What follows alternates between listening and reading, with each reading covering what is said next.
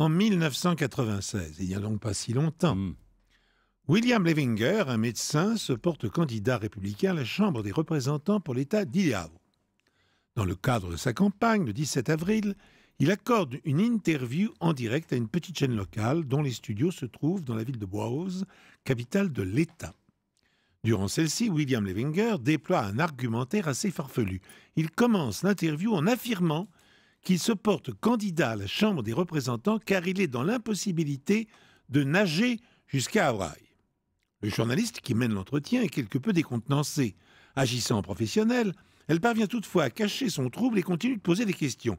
La suite de l'interview se passe plus conventionnellement, le candidat républicain semblant avoir repris ses esprits après cet étrange écart. La journaliste n'est pourtant pas au bout de ses surprises. Tout d'un coup, William Levinger lui propose 5 000 $ contre un baiser. Tandis qu'elle fait les yeux ronds, elle assiste impuissante au striptease du démocrate. La chaîne décide d'interrompre la diffusion de l'émission juste à temps.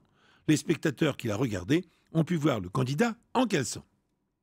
Suite à ce désastre médiatique, William Levinger entra dans un hôpital psychiatrique où il fut soigné pendant 6 semaines. Il en sortit juste à temps pour l'élection, car le médecin loufoque ne s'était pas retiré de la course. Le jour du scrutin, les électeurs de l'Idaho avaient le choix entre 2 noms pour désigner leurs représentants, William Levinger, donc le challenger, et Helen Chennault, déjà bien connue de la population.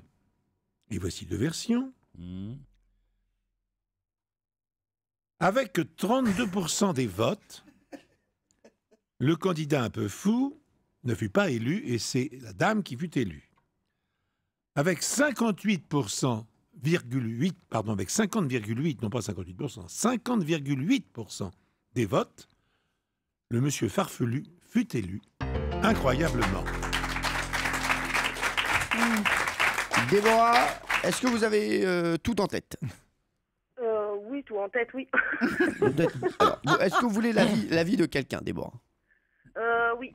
Qui? Quelle personne vous direz? De Jean-Luc. Jean-Luc Lemoyne, pourquoi? Je sais pas, comme ça. Voilà, comme ça. C'est souvent ce que disent les femmes. C'est la réputation. Voilà, c'est la réputation. Non, moi qui pratique Pierre Bellemare, je sais qu'il est tordu, donc c'est très compliqué. Maintenant, j'aurais tendance à dire qu'il a été élu, parce que sinon, très sincèrement, je vois pas l'intérêt de l'histoire. Attends, Exactement. moi je dirais que déjà 32% pour un taré, c'est déjà énorme. Donc moi je dirais que c'est 32% Est-ce qu'on de t'a vote. demandé ton avis à toi? C'est vrai, elle a demandé l'avis que de Jean-Luc. Merci, on clôture. C'est Déborah qui choisit. Déborah, vous voulez que l'avis de Jean-Luc? Ouais. Déborah, Déborah, elle veut que l'avis de Jean-Luc. Elle veut que l'avis de Jean-Luc. j'ai fait toute ma carrière avec un slip. J'ai toujours gagné. Non, mais je suis Déborah, pour- je préviens, il est tordu, Pierre Bellemare. Alors, Déborah, donc vous dites quoi? Moi, je suis Jean-Luc, parce que c'était ma première... pour moi, c'était ça. Donc, pour moi, il a été élu. D'accord, donc c'est la deuxième solution. Hein.